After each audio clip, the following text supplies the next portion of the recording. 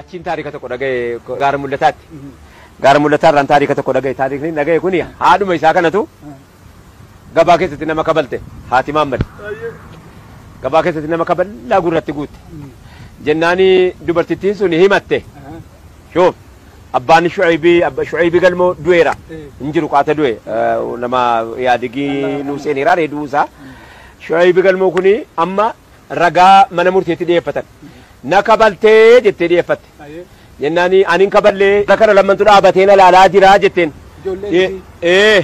Jennaan haati gaa ragaan irra baatanii.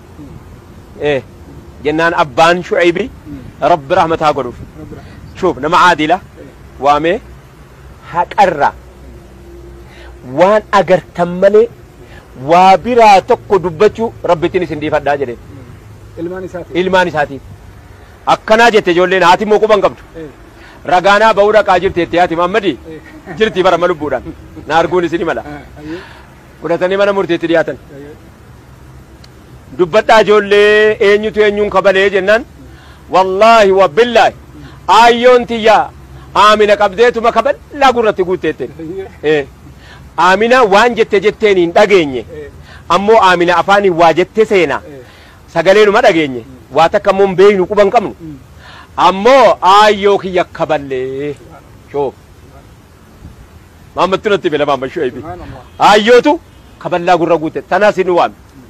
Siifute bara 83 84 akka lakkoofsa biyya kanaatti Maammadtu natti mee bara.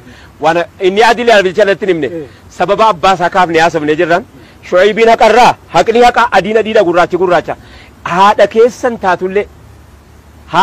taatullee waan dhageessan waan agartan qofa akka dubbattanii dhuftan jedhee ijoollee lamanitti himate. Ijoollee laman dhaqanii haadhatti ragaa ba'anii dhumna naati hidhamte. Adiliin akkana rabbiin waan akkanaatiif fayyinuu obsiise nu obse yawwana waan akkanaatiif hawaasa keenya baadiyyaa keessa bara numa dhaqee warri waa asiifachi jedhe kun dhaqeetuma waa asiifachi goggoodha malee bara hawaasni baadiyyaa gariin namarraa argeeti malee nagaa jiraam gariin bakki gariin nagaa jira bakki garii bakka akkanaa kun sababa nama tokkootiin rabbi rahmata namaa godha. Amma masjiida keetti adeemin eeyyee amma wanni mootummaan dhaamu waa tokko jira. Namni si dura ture araree faangoon hin jalqabne mootummuun isarra hin jalqabne liqa manbaraa'uun ammas hin jalqabne komitaa'uunis amma hin jalqabne abbaa agiyoo abbaan ulee loonii ta'uun amma hin jalqabne si dura nama ta'a ture. Inni sun achii kee jennaan ati dhufte jechuu qofa akka hin daganne. Inni mana murtii keessaa murteessu abbaan alangaas si abbaan fardaas ana alangaa kan fardaatti hin beekafani.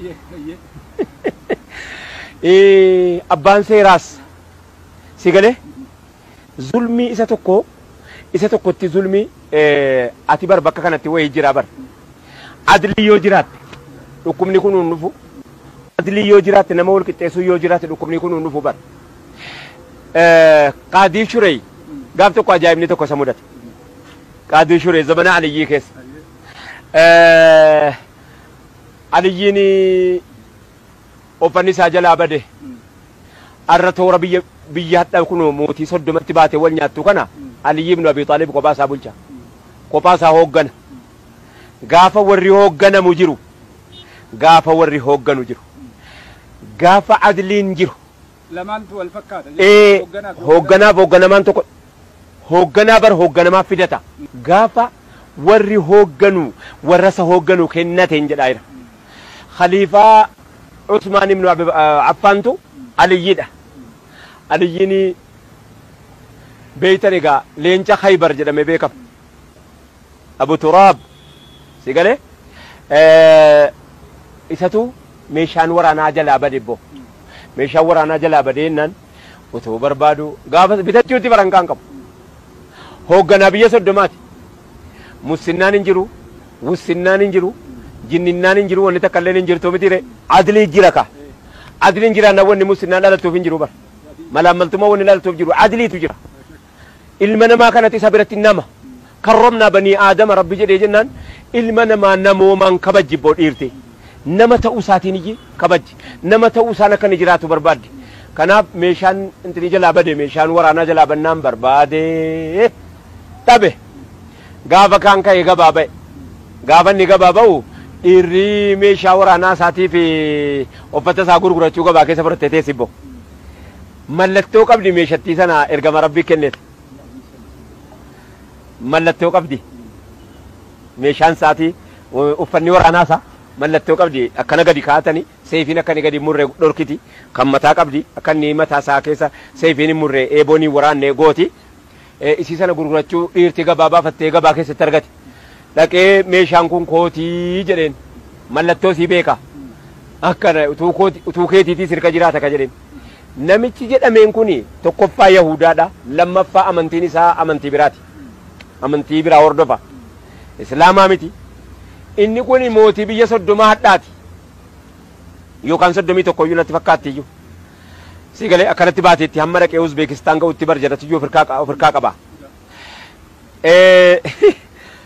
utuu keetiitii sirka jiraa jedheen meeshaan kun kootiif narka jira ankaan meeshaa kun gurguradhuu gabaatti baafadhe jennaan qabsiifate meeshaan kun kootii na jalaan gurgurattuu jedhe aliyyiin mootiidha gabaa keessa deema namatti waan hojjenne kaa maaliif nama keessa hin deemne maa wanni isa ganda keessa ari'ee nama kararraa qabee waa tokkoon gooneewo wanni inni ofirratti naafes hin jiru wanni inni ofirratti naafes hin jiru innoo dirqiidhaan achi taa'e biyya bulchaa dirqamaani ati aadilaa nama biyya eeguu danda'u ati nama miizana namaatiin nama hoogganuu danda'u jedhamee achirra jira giddiidhaan qabamee achirra taa'a waa takka hin qabu kanaaf meeshaa isaa magaalaa keessatti dhaqee qabatee qabsiifatee fuulduree mana murtii abbaa seeraa dhaddachatti dhiyeeffate dhaddachi heeraa dubbii jira maal rakkanni keessanii jennaan meeshaa koo kana waggaa meeqaan lola keessatti beekamu lola keessatti ittiin beeku lolaan ittiin ba'utu kunoo namichi kun na jalaa fuudhee isaa gurguratuun itti dhufee jedhe jennaan namichi maal jedhaani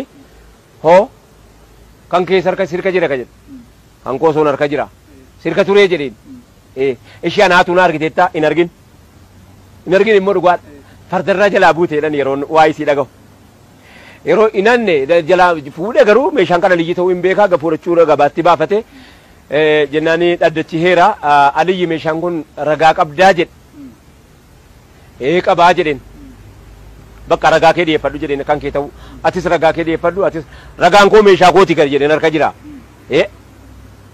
namichi inni fuudhe ragaan kun meeshaa kooti gadi harka jira sirka jiramu waa kottan ragaa barbaadaddaa harka jira anaatu naa gartee taa'e nagar kanaafuu kootika innaan aliyyi ragaa qabda innaan qabaa jedhe mimi ragaan kee eenyuun jennaan ilma kootii fi garbicha kooti jedheen jennaani shuuf adilii bakka kana jirti gaafa adiliin jiraatu garbichi kee qabeenya keeti jedhe ilma kan kee ilma keeti ragaa siin taanu jedheen shuuf maaliif jennaan butamanii diqqoo waa namaatiin waasaati jedhu karaa ta'a ka diqqoo kallattii ta'eetiin namni gara fuulduraatti ittiin biyya hoogganaka isii kana dhabamsiisuuf jecha shuuf qabeenyi kun kan kee ta'uu maatiin kee ragaasii ta'uu hin danda'u garbichi kee ragaasii bahuu hin danda'u akkanatti ragaasii bahuu hin danda'amu jedheen aliyyiin ragaa dhabe jennaan yahudicha waame kottuuti jedhe kakadhu fudhu jedhee meeshaa koo yahudichi argachuu malee kan isaa maal jedhe naa kaasu asii naa buqqisu jedhee meeshaan isaa isaa murte waanuma amma argaa jirru kana jechaadha naa kaasu naa taragu naa buqqisu bubbee naa godhu wamamma argaa jiru shuuf kan jaahiliyyatti jechuudha jennaan meeshaan kun keetii gaafadhu jennaan meeshaa isaa fudhate namoomni qabeen namicha insaaniyyummaan qaba shuuf bakka kanatti insaaniyyummaan nama qaba bar namooman nama qaba namoomni qabee jennaan deemuu dadhabe deemsa dadhabee akkamittan deema gaa jedhe adliin haddii kana ga'aa jedhe tokko namichi mootiidha meeshaan mootiidha silaa utuma koo ta'e maasaan murtaa'in utuma iyyuu koo ta'e isaa murtaa'uu qaba mootiidha humna qabaa giidoo qabaa waraana qabaa biyya kana hunda hoogganaa jira isumaayyuu moo gabaa keessatti hin qabame yeruma sana narraan fudhatu innoo mootiidha biyyoo kan saati gaayaa isa dhiisi meeshaan kana liyyii ta'uun kana liyyiin taasisu hin taasisu isaatu arguu qaba isaatu namni arguu qaba hattaa moo maatiin ragaa bahuu hin danda'u maatiin aliyyii ragaa dhabeenyaa isaa murtaa'e booda namichatti meeshaa fudhattee ol deebitee deemuun dadhabe jara keenya jedhe maal jennaan meeshaan kun kana liyyiiti maali maal dhageesse adliitu tarkaa miila na dhorke adlii isin yaaddantu adlii isin qabdantu adlii isin miizanaawii akkaataa isin madaalli keessaniin nama ta'uudhuma kan koo qofaa kaniin amantii keessaniin hordofiin kaniin yahudaa qodaan kan aliyyii ta'u utuu aliyyiin beeku inni nu mootii ta'u wajjiniin maatiin ragaa ba'uu dadhabee koo taasisuu caalaa namoomni adiliin hin jiru jedhe kun nan deebisu jedhe hin danda'u jedhe kana deemu kanaafuu maal gochuun qaba jennaan meeshaan kan aliyyiitti deebise jennaan wallaahi hin fudhadhu jedhe aliyyiin immoo ol ka'e maal achumaan namichi kana jedhee hin deemne ka'ee ashhadu an laa ilaaha illallah wa ashhadu anna muhammadan rasulullah jedhee shahaadaa qabate da'awaa taate adiliin da'awaa taate jennaan ani islaama eera meeshaan keetii aliyyi jedhe ani islaama eera meeshaan keetii aliyyi fudhadhu jennaani hin fudhadhu gaa jedhee aliyyiin jennaan waanan sibiraa hin qabne kan biraa qabda amma waanan kanaan dura sibiraa hin qabne amma amantii rabbii keetti sharra kura rabbi najaasi baase farda koo dabaladhu an miilaan hin galaa ati meeshaa fudhachuu qofa shuf adiliin gaafa jiraat amma namni amma wanni nuti dhaamsi hawaasa keenyaa dhaamnu inni biiroo keessa tokko keessa hojjete isiin dubartii taate isii dubartiitti inni dhiira ta'e isa dhiiraatti wanni hinaaffaa fide waa tokko iyyuu hin jiru tokkoffaa sababa hinaafuusa wanni isa sanaa dabalamu hin jiru fakkeenyaaf amma waan an qabu fooqiin tokko hin qabaa jedhu natti hinaafeedha fooqiin kan koo keentaama wanni nuti hawaasa keenyaa dhaamnu walirraa hadhaamnu mee inaaffattii kana balaan sababa keenyaa dhufte iyyuu waa'ee inaaffaa asaa jiru waa'ee adilii dhabaa asaa jiru si galeera dubbi namni gaafa adila ta'e mootiin gaafa adila ta'e namni maatii isaa irratti gaafa adilii eeggate ilmaan isaa irratti adilii eeggate ulamaan jamaa isaa irratti adilii ta'e ulamaan ulamaa irratti gaafa inni adila ta'e jedhe samii waan qabdu nuu kenniti ardii waan qabdu nuu baafti wallahi kas qabeenya hamma qabnu nu ga'a